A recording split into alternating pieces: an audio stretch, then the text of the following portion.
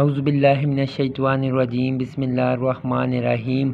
لاکھوں کروڑوں اربوں خربوں درود و سلام محمد و آل محمد پر۔ السلام علیکم ورحمۃ اللہ وبرکاتہ۔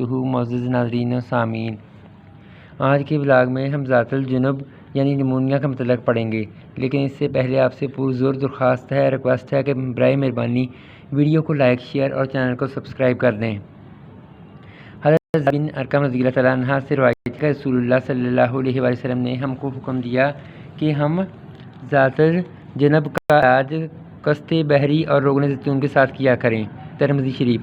حضرت زید بن ارقم رضی اللہ تعالیٰ عنہ سے مروی ہے کہ رسول مقبول صلی اللہ علیہ وآلہ وسلم ذات الجنب کا علاج زیتون اور ورس سے ارشاد فرمایا کرتے تھے۔ ترمذی شریف۔ مدارج میں ہے کہ ذات الجنب ایک حقیقی ہوتا ہے اور دوسرا غیر حقیقی۔ حقیقی وہ ہے جو ورم غشام پسلیوں کے درمیان واقع ہے، اور غیر حقیقی پہلیوں کی جانب غلیظ رہاؤں سے پیدا ہوتا ہے۔ اس کی دوا قسط ہے۔ اسے باریک پیس کر روغن زیتون میں ملا کر مقام میں درد پر مالش کرتے ہیں اور ان کی چند انگلیاں چٹاتے ہیں۔ مدارج۔ نمبر 2، ذات الجنب کو اردو میں درد پہلو اور ڈاکٹری انگریزی میں پیلوروسی کہتے ہیں۔ اس مرض میں پھیپھڑوں کے غلاف میں ورم ہو جاتا ہے۔ اکثر یہ مرض ایک ہی طرح ہوتا ہے، لیکن کبھی دونوں طرف بھی ہو جاتا ہے۔ اس کی دونوں قسمیں ہیں، شدید۔ نمبر 2، مزمن۔ علامات۔ مرض کی ابتدا میں مریض کو خفیف سی سردی، بخار چڑھ جاتا ہے، پھر پستان کے نیچے چبھن محسوس ہوتی ہے، پھر اتنا شدید درد اٹھتا ہے جیسے کوئی برچھی مار رہا ہو۔ یہ درد بغل ہنسلی کی ہڈی تک محسوس ہوتا ہے۔ سانس کھینچ کر آتا ہے۔ ہلکی کھانسی بھی ہوتی ہے۔ نبض تیز اور سخت چلتی ہے۔ زبان میلی اور سفید ہوتی ہے۔ پیشاب کم اور سرخ رنگ کا ہوتا ہے۔ اگر فوراً مناسب علاج نہ کیا جائے تو مرض مزمن بن جاتا ہے اور بعض دفعہ مہلک بھی ہو جاتا ہے۔ استغفر اللہ۔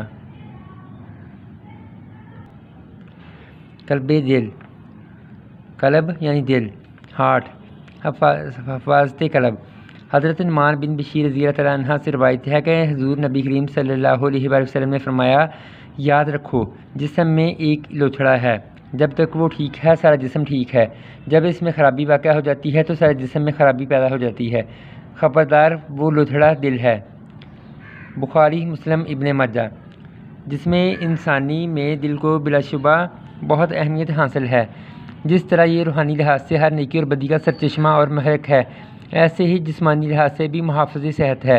علماء طب کے مطابق جوانی میں ایک عام آدمی کا دل تقریباً 5 انچ لمبا، 3.5 انچ چوڑا اور 2.5 انچ موٹا ہوتا ہے۔ مردوں میں اس کا وزن 1 سے 1.5 پاؤں تک اور عورتوں میں نسبتاً کم وزن ہوتا ہے۔ انسان کا دل جسامت میں بڑھاپے تک بڑھتا رہتا ہے۔ دل کے سکڑنے اور پھیلنے سے ہی تمام جسم میں دوران خون اور آکسیجن کی سپلائی قائم رہتی ہے۔ ایک بار سکڑنے میں دل تقریباً 1.5 چھٹانک خون شریانوں میں دھکیلتا ہے۔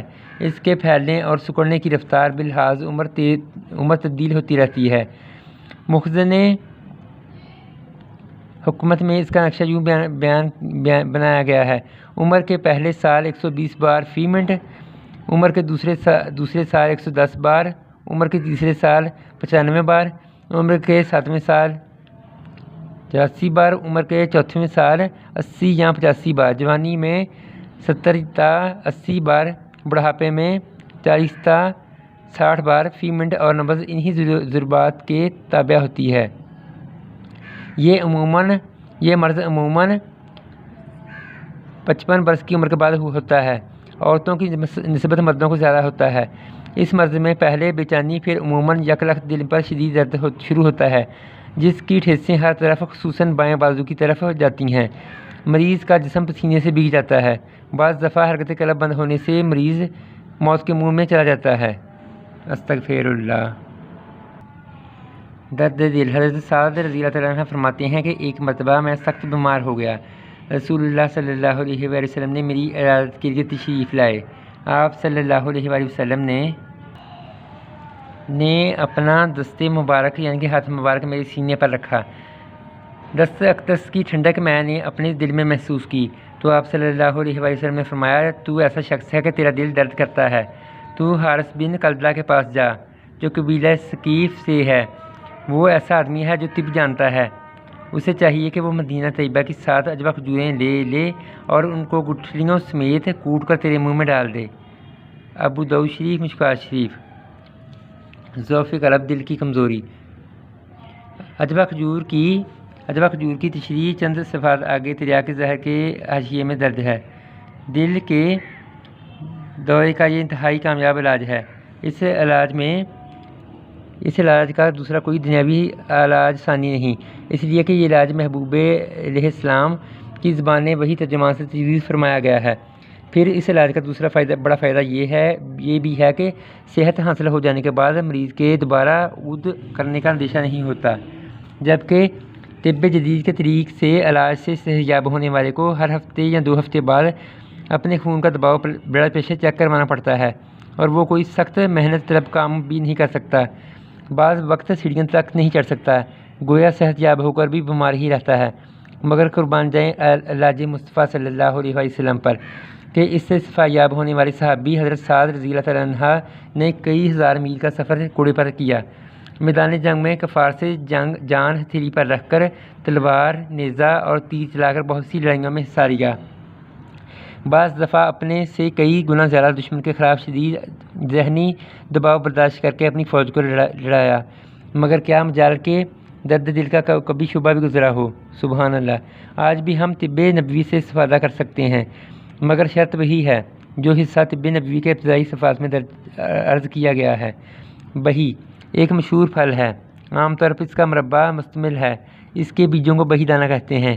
یہ پھل دل و دماغ، معدے اور جگر کو بہت قوت دیتا ہے۔ نزہۃ المجالس میں ہے کہ اس کا شربت اسہال کو بہت مفید ہے۔ شربت بنانے کی ترکیب یہ ہے کہ بہی کو کچل کر عرق نکال لیا جائے، پھر جوش دے کر صاف کر کے 3 گنا چینی ملا کر شربت تیار کر لیا جائے۔